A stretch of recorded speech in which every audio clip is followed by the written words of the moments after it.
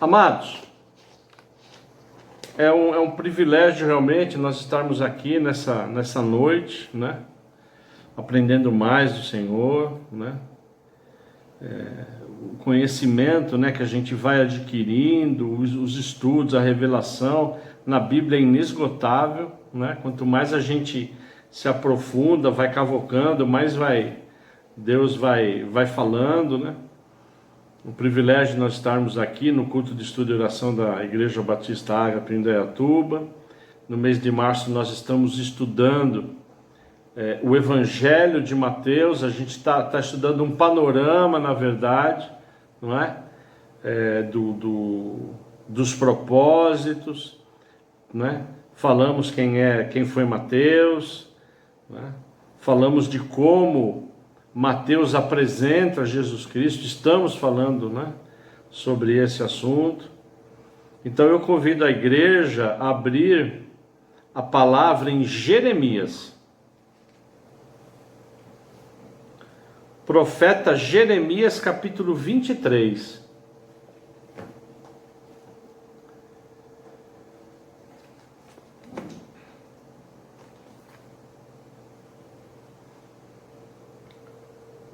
Profeta Jeremias, capítulo 23. É depois de Salmos, né? Depois de Isaías. O profeta Jeremias 23, amados, eu estarei lendo a partir do verso 5, tá? Olha que coisa maravilhosa, olha que texto maravilhoso. Jeremias 23, 5. Eis que vem dias, diz o Senhor, em que levantarei a Davi um renovo justo. E como o rei que é, reinará, agirá com sabedoria e executará o juízo e a justiça na terra. Nos seus dias, Judá será salvo, e Israel habitará seguro. E este será o nome pelo qual será chamado Senhor, Justiça Nossa. Portanto, eis que vem dias, diz o Senhor, em que nunca mais dirão, tão certo como vive o Senhor, que tirou os filhos de Israel da terra do Egito. Mas, tão certo como vive o Senhor, que tirou e trouxe a descendência da casa de Israel da terra do norte e de todas as terras, para onde os tinha dispersado, e habitarão na sua própria terra. Pai, em nome de Jesus, eu só tenho a agradecer a Ti, Pai, esse privilégio que o Senhor nos dá nessa noite de Te ouvir. Já ouvimos Seus cânticos, já ouvimos a Sua palavra, já vimos testemunhos que engrandecem cada vez mais o Seu santo nome, já consagramos a Ti, Pai, tudo aquilo que vem sendo depositado na casa do tesouro, em nome de Jesus. E agora o Senhor nos dá o privilégio de escutar de Ti a Sua palavra, porque ela é a Sua palavra.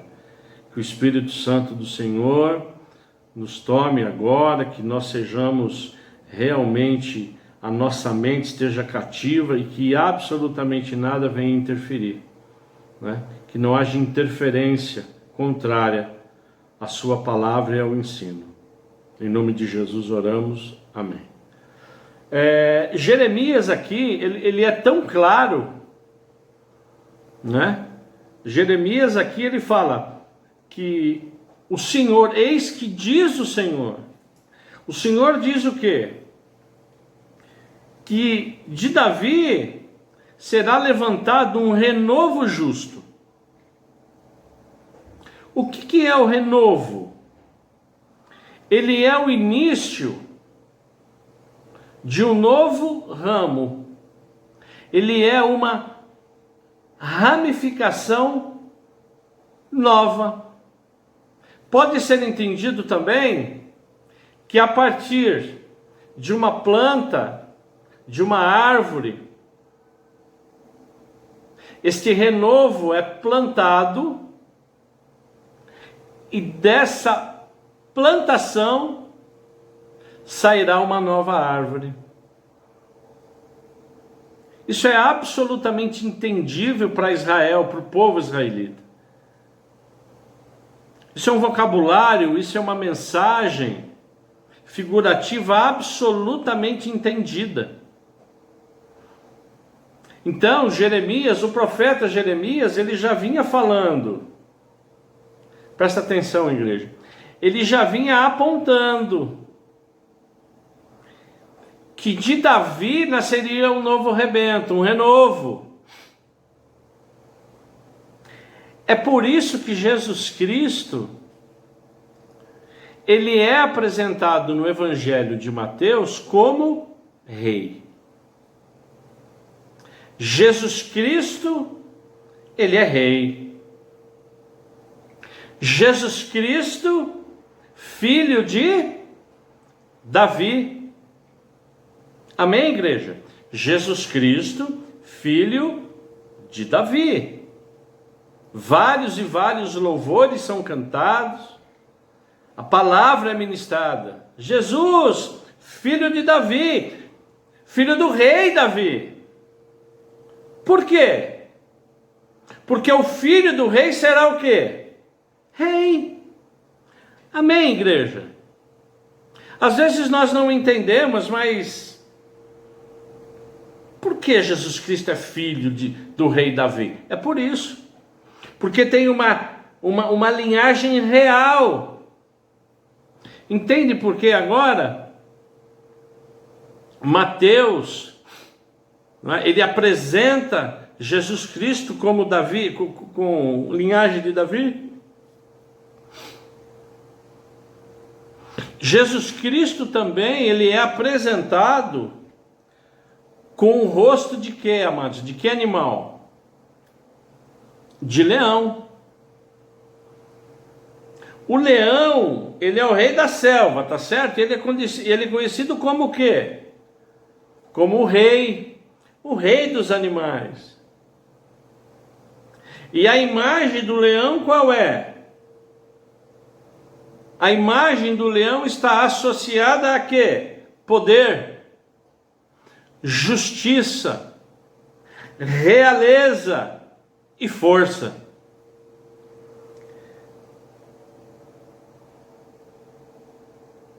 E Deus, o Espírito Santo de Deus, ele é tão perfeito que nos explica isso. E eu convido você, se você puder, abrir a sua Bíblia no último livro da Bíblia, Apocalipse 5:5. Apocalipse 5:5 comprova exatamente o que nós estamos falando, porque dentro do contexto, não é? Ezequiel, o profeta Ezequiel, ele já apontava o Messias como leão, o leão da tribo de Judá. Então, quando nós vamos para Apocalipse, veja bem que maravilhoso isso, né? Quer dizer, a constatação disso nós podemos ver em Apocalipse 5:5, que diz: então um dos anciãos me disse, não chore. Isso quem está escrevendo, quem é, amados? Quem escreve Apocalipse? O apóstolo João, lá na ilha de Patmos, próximo da sua morte, perto de quando está com 95, 96 anos. Então um dos anciãos me disse, não chore, João. Eis que o leão da tribo de Judá, a raiz de Davi, venceu para quebrar os 7 selos e abrir o livro. Porque o próprio Cristo estava ministrando, o Espírito de Cristo ministrando Apocalipse, que quer dizer revelação para João, que não haveria quem abrisse os selos, os 7 selos, onde haveriam o quê? As profecias do final. E João começou a ficar comedido de um medo, e o próprio Espírito de Cristo falou, calma, João, calma, não é? Que eu abrirei, eu, leão da tribo de Judá, Eu tenho todo o poder e a autoridade para abrir os 7 selos. Então, na verdade, Ezequiel, Zacarias, que veremos em seguida, Malaquias, vimos a maioria dos profetas apontava para Jesus. O Evangelho, os Evangelhos que nós estamos estudando, né? Ele está apontando para quem? O rei veio. Ele está aqui entre nós. E o Apocalipse está confirmando que Jesus Cristo não só voltará, como reinará. Aí você pode me perguntar, mas pastor, por que que mesmo assim, que é incontestável, por que que mesmo assim o judeu não reconhece Jesus Cristo como Messias? Você já se fez essa pergunta? Por que que mesmo assim o judeu até hoje ainda está aguardando o Messias? Por que que até hoje o judeu não considera Jesus Cristo como rei? Existe uma explicação para isso. Se você pode, abra 2 Samuel comigo. Se você pode. Abra 2 Samuel comigo.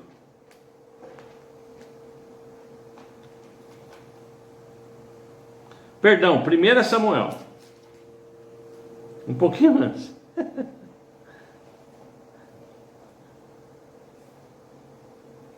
Se você pode, abra 1 Samuel comigo, no capítulo 9. Eu estarei lendo o verso 2. 1 Samuel 9:2 diz o seguinte, igreja. Ele tinha um filho chamado Saul, moço e tão belo que entre os filhos de Israel não havia outro mais belo do que ele. Dos ombros para cima ele sobressaía todo o povo. Alto, forte, vistoso, formoso, belo. Estamos falando de quem, igreja? De quem? Do rei o quê?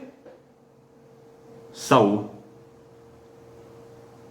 E quando você vai no mesmo 1 Samuel 9, no mesmo capítulo, no 15, olha quem pede essas características. Ora, um dia antes de Saul chegar, o Senhor tinha revelado isso a Samuel, dizendo, Samuel que ungiria Saul. Amanhã a estas horas enviarei a você um homem da terra de Benjamim, o qual você ungirá por príncipe sobre o meu povo de Israel, e ele livrará o meu povo das mãos dos filisteus, como realmente aconteceu. Porque eu olhei para o meu povo, pois o seu clamor chegou a mim. Israel não queria só um rei, ele queria um rei formoso, um rei belo, de aparências. Foi exatamente o que aconteceu. Quando Samuel pediu para quê? Ao Senhor, qual o direcionamento, e apresentou Saul. Agora, qual foi o final de Saul? Ele caiu. Ele tinha muita soberba, era desobediente. Depois de Saul, quem foi levantado? E aqui Deus começa a quebrar o paradigma. Eu vou apresentar Cristo por meio da vida de quem? De Davi. Davi era belo? Era primogênito. Tanto é que Samuel, quando foi na casa, não é? De Davi, ele começou, né? Deus falou, não, tá aí. Tá, é o primeiro, primogênito, não. É o segundo, não. Pô, acabou, Senhor. Não, mas tem o Davi que está lá, ele é pastor de ovelhas. Magrinho. É isso ou não? Só que já era um quê? Um rei dotado de quê? De amor por Deus. Tá certo? Honesto, sincero. Tinha o coração de Deus. Então, na verdade, quando Davi ele é colocado, ungido como rei, na verdade, ele quebra o paradigma. Eu não estou procurando beleza, tanto é que ele venceu ao gigante Golias. Só que depois de Davi, quem vem? Salomão, filho de Salomão, que começou bem, que começou muito bem, por sinal. Pedindo sabedoria foi o maior. Não haverá outro mais sábio do que Salomão. Não haverá outro mais rico do que Salomão, que expandiu Israel. Não haverá outro com tantas mulheres, só que se perdeu. A Bíblia não é clara se Salomão se salvou ou não, mas quando você lê Eclesiastes, o pregador lá está claro. Quando ele fala vaidade, é pura vaidade. Então, na verdade, a vida desses homens já apontava para quê? Para Jesus.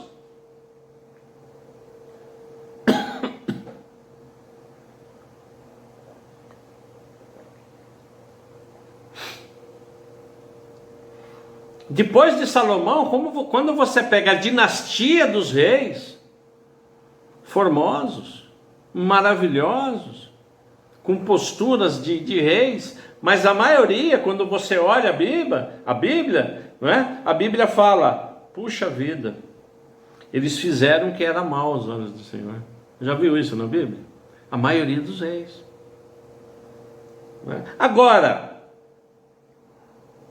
os profetas avisaram como seria Jesus. Os profetas falaram como seria Jesus, e é isso que nós estamos vendo. Não é? Acabamos de ver aqui que seria o renovo de Davi. Vou ler outra passagem maravilhosa, que está num outro profeta, Zacarias. Olha o que diz Zacarias, amados. No capítulo 9, verso 9. Olha como ele apresenta Jesus Cristo. Alegre-se muito, ó filha de Sião. Exulte, ó filha de Jerusalém. Eis que o seu rei vem até você, justo e salvador, humilde, montado em jumento, num jumentinho, cria de jumenta, desculpa. Jesus Cristo viria formoso, belo. Ele com certeza era, não é belo, mas humilde, montado no jumentinho. Você já viu o rei montado em jumentinho? Não. Mas ela, como ele viria, para fazer o quê? Quebrar paradigmas, humilde, sem soberba, o Filho de Deus. E Mateus, ele deveria abordar, e aborda o quê?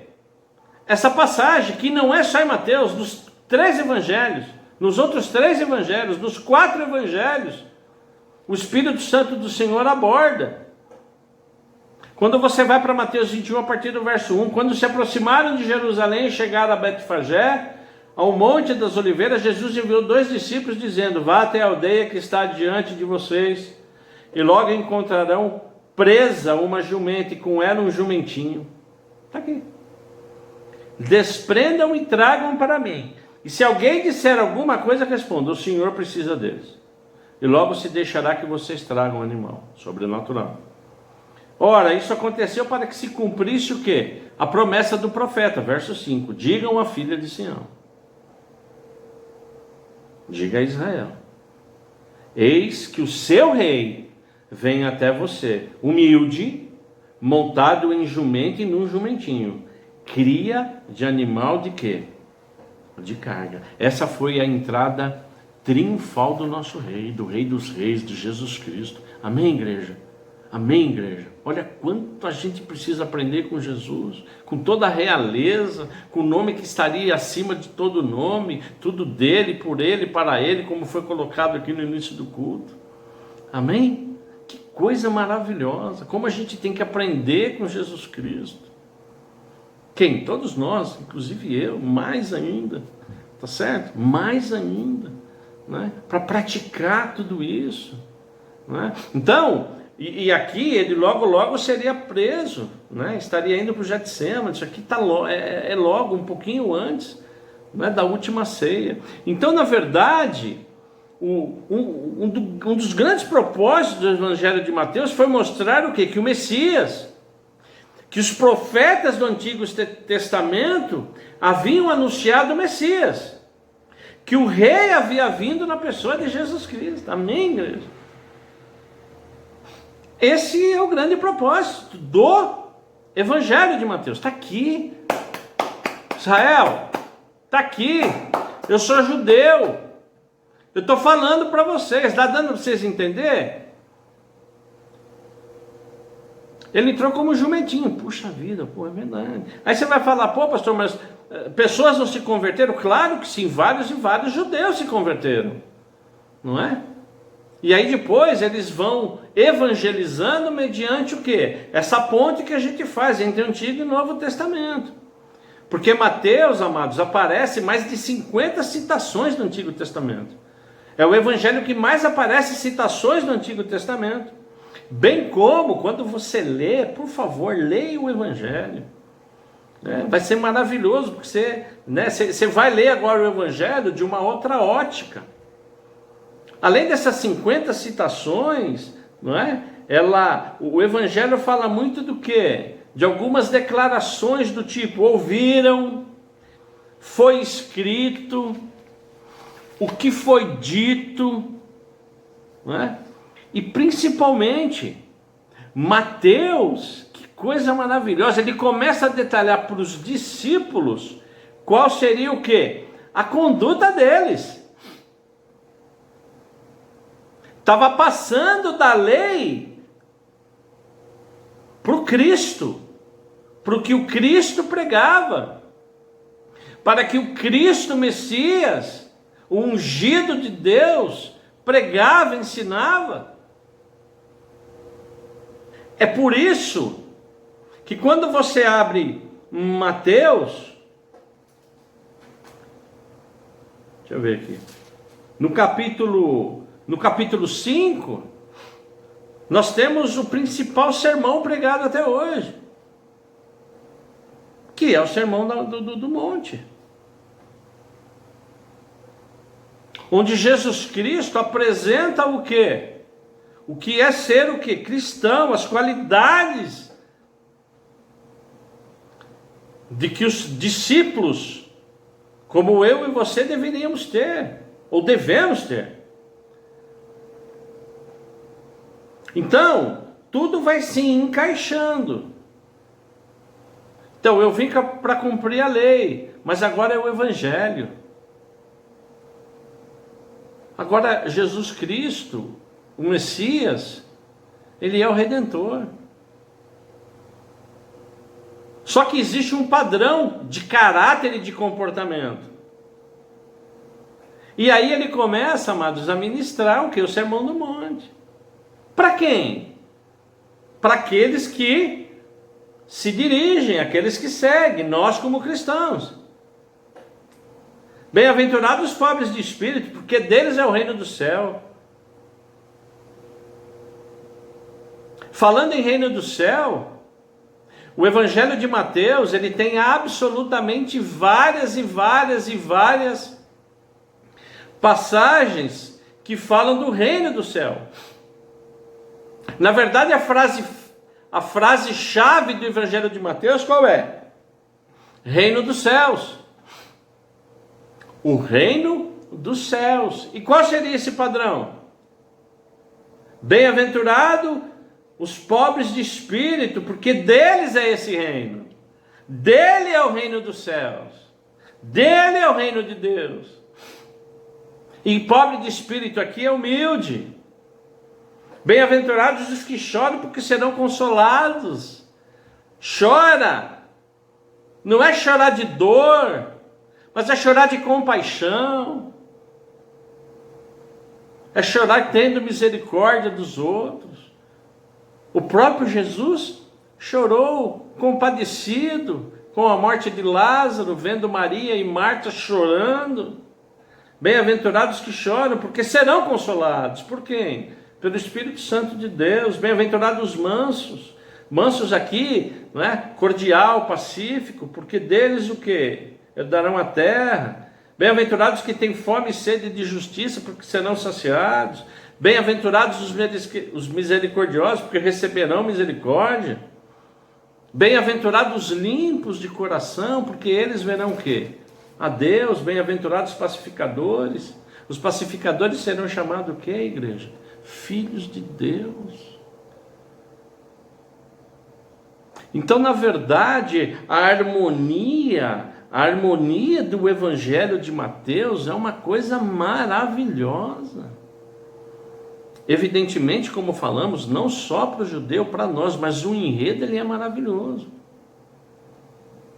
Ele é maravilhoso. Amém?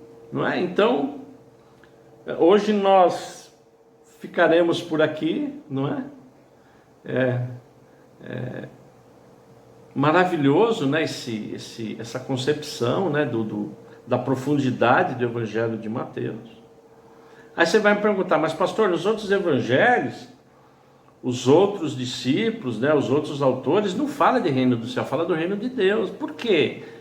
Você pode me perguntar isso. Por que é reino dos céus em Mateus? Pelo seguinte, o judeu, amados, ele tem a palavra Deus como sagrado. Então, se de repente coloca reino de Deus aqui, o povo judeu refutaria, não aceitaria. Para vocês terem uma ideia, o judeu, existia na época uma cultura dele escrever a palavra Jeová, Deus, com outra caneta, outra pena, né? De tão assim reservado, santificado o nome de Deus. Amém? Amém, é uma cultura deles.